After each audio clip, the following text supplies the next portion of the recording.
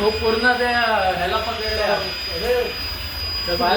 आंबेडकरला वगैरे सांगा कोण आहे का त्याच्यावर मी दुसरं काढ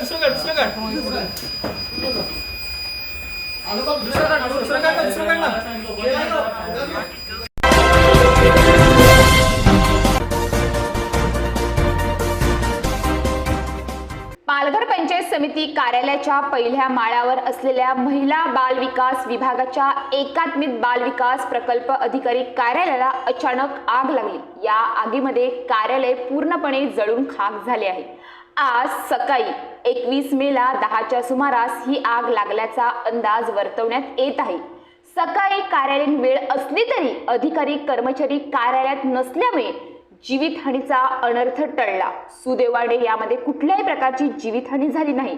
मात्र कार्यालयातील टेबल, खुर्च्या, संगणक, शासकीय अभिलेख असे साहित्य व दस्तावेज आगीच्या भक्षस्थानी पडले। सुरुवातीला अग्निरोधक यंत्रणेने कर्मचाऱ्यांनी आग विझवण्याचा प्रयत्न केला, मात्र आग आटोक्यात आली नाही। दरम्यान पालघरच्या अग्निशमक दलाला पाचारण करण्यात आले।